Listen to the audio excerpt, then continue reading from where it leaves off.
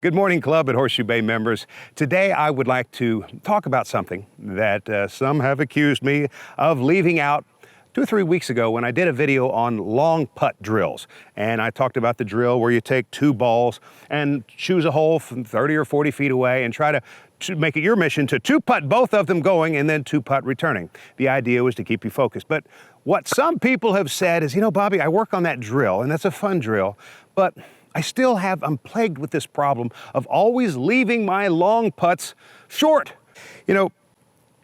People who leave their long putts short often don't have that problem with any other club. Their chips get to the hole, their pitches, their bunker shots, their full shots.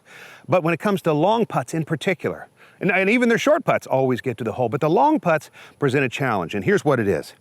For the most part, putting takes place within about 30 feet of the hole. Now, not all putting, but for the most part, that is the distance that most people spend most of their time both practicing and playing. You do have longer putts, but that doesn't make up the majority of your time like the putts inside 30 feet.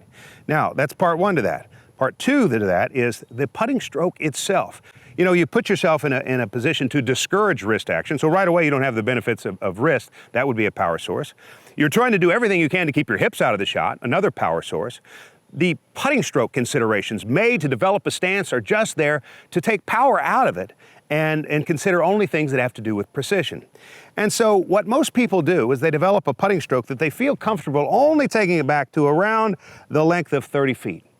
And from 5 feet, they make one size stroke. From 10, a little longer. From 15, a little longer. From 20, a little longer. But once they get to 30 feet, that's about as long as their putting stroke will ever be. And so when the putt gets to be 40 and 50 feet, most people are guilty in this particular. They take the putter back the same distance as though they were going to hit a 30-footer and then just try to swing hard. And that is add unnatural acceleration. And this adds a problem. When you add unnatural acceleration, that is some of your own muscle, then what do? Well, you have to employ the muscles in your shoulders and your biceps and triceps, your forearms, and then your wrist. And what happens when you have contracted muscles? Contracted muscles are also short muscles. Short muscles don't hit the ball squarely. You sort of half top it in a phrase, if you can imagine that. And what happens, if you've ever jumped on a trampoline, you know that you get the best jump when you jump in the middle of the trampoline. When you jump over on the edge, you might lose 20% of the bounce. Well, the same thing with your putter. Imagine having a 40-foot putt, losing 20% of your pop, and so you only get 32 feet as a result. And so here's what I want to say to you. If you will go out and you'll practice this, first take a few practice swings. And think of it along these lines. Think about time and a half, the length you're comfortable. So I've got myself about a 40-footer here. And I know that I don't need this amount of backswing and this amount of follow through, but I'm going to rehearse that much. Why? So I can open up the alleyway of free movement. And so that while I may not plan on swinging all that far back and all that way through, I'll at least go farther back and allow this thing to get farther away from home than I normally would.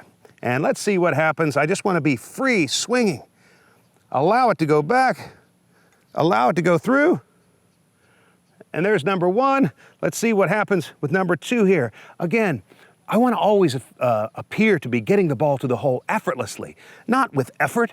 And so if you ever feel like you must hit it hard, then right away you've already forgiven yourself for taking a short backswing.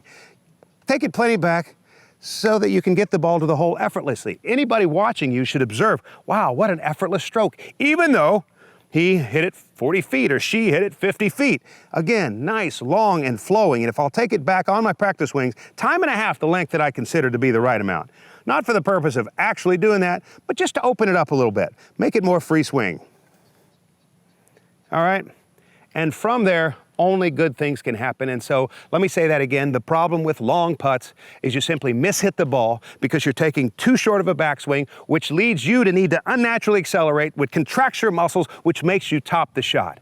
The only way to ever have a free-flowing stroke and therefore hit it right in the middle of the putter is to take plenty of backswing so that the club can gradually accelerate on its own, free of any need for you to jump at it.